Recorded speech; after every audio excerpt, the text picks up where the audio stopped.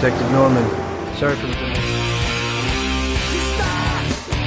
E começa mais um dia cotidiano em tecnologia.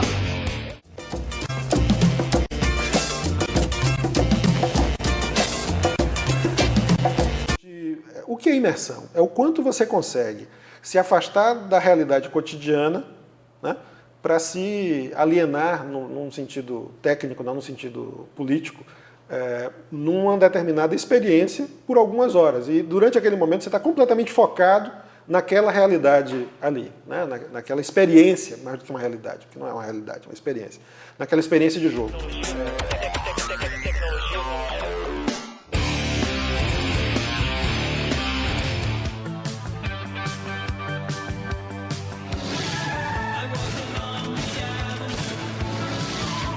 O conceito de imersão, ele surge para a imersão nos sistemas informatizados com a ideia de realidade virtual, certo? Que é um sistema em 3D, estéreo, em que você coloca algumas próteses e você se sente dentro de um outro mundo, né?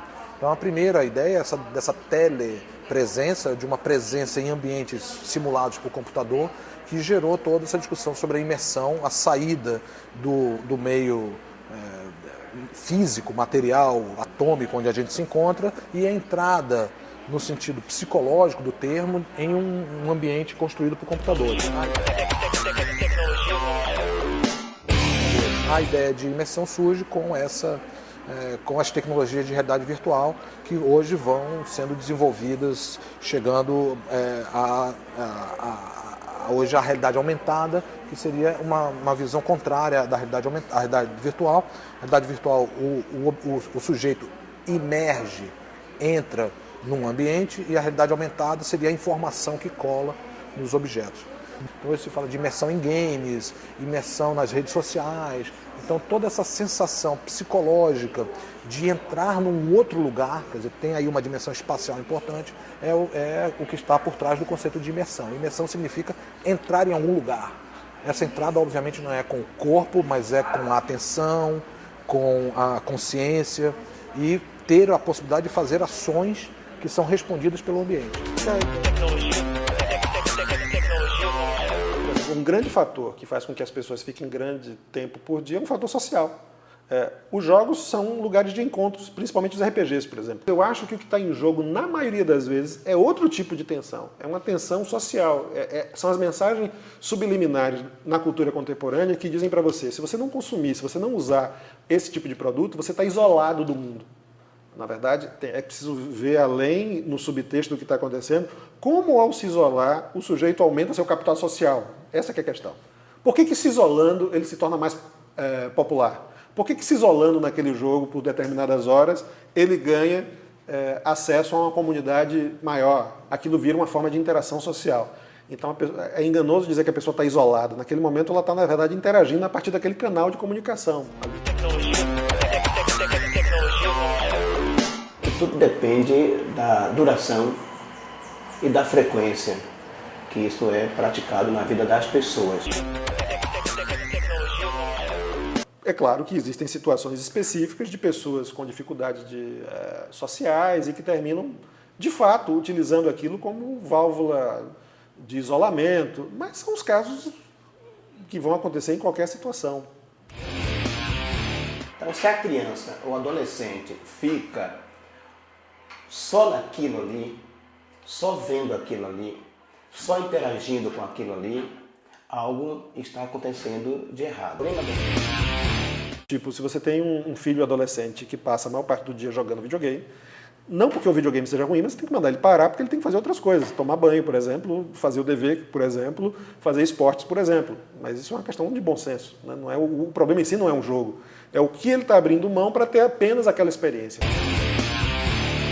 Não é a mídia em si, é o uso que as pessoas fazem de forma, às vezes, inadequada. Então, é preocupante se a pessoa fica só nisso, se a pessoa esquece do mundo real e fica só presa a esse mundo virtual.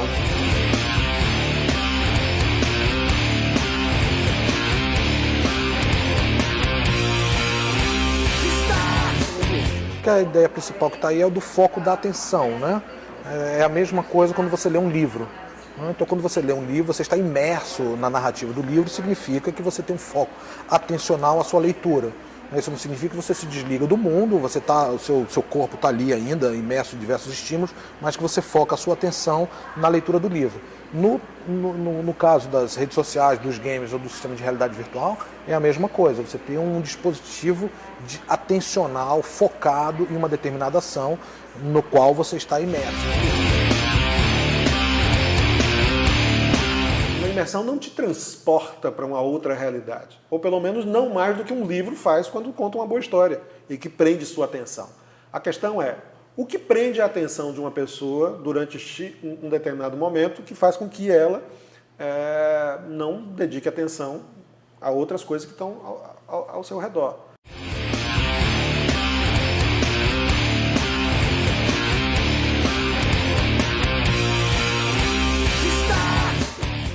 Que existem formas de imersões diferenciadas porque elas são cognitivas, né? Às vezes também a gente pensa que são as novas tecnologias que impõem um novo tipo de imersão que nunca aconteceu antes. Não é verdade, né?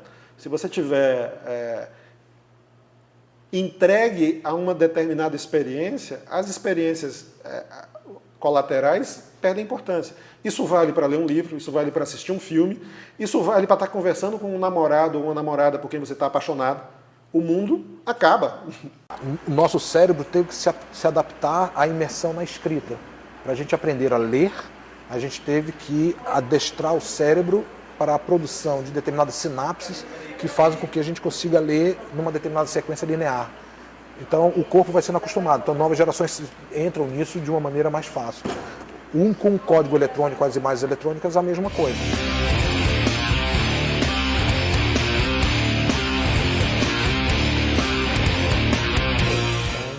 Então, a facilidade dos mais jovens é bem maior porque eles já estão, de alguma forma, dentro desse imersos, né, se eu posso dizer isso, na cultura digital. Existe uma facilidade muito grande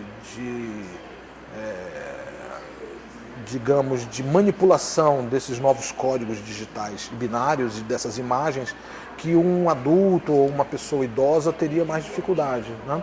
Então, teve um vídeo célebre de uma criança mexendo num iPad e depois o pai dessa criança dá para ela uma revista e ela tenta fazer a mesma coisa com as imagens da revista estática, ela tenta passar com o dedo. Então, para ela, a imersão naquele conteúdo informacional é algo muito mais intuitivo, tátil, do que é para a geração passada. Já existem experiências interessantes de imersão nas redes sociais, nos videogames, menos em ambientes de realidade virtual, mas há sistemas de simulação, que são sistemas importantes para treinamento de pilotos, para diversos tipos de profissões que usam a imersão em um ambiente simulado para treinamento de suas... Eu acho que já existe, de alguma maneira, essa facilidade de ação.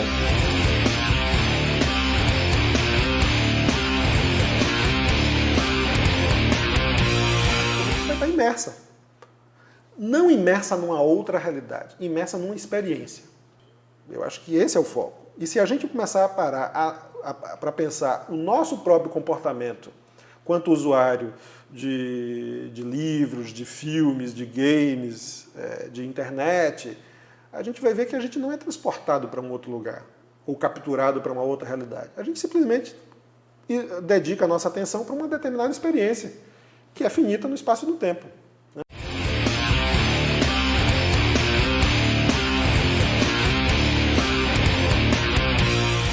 Social, no real, eu não posso soltar todos os meus impulsos, que é o controle moral.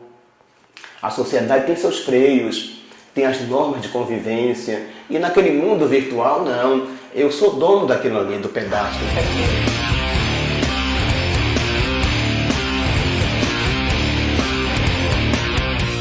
É fugir e ao mesmo tempo se despersonalizar, né? Deixar de ser o que você realmente é, né? E criar papéis, às vezes geralmente fantasiosos, num certo sentido fugas.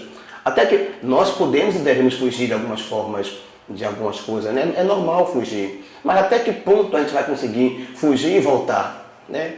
Você tem que ter um controle para tudo, para comer, para estudar, para nadar, para namorar, para viver, eu tenho que ter controle.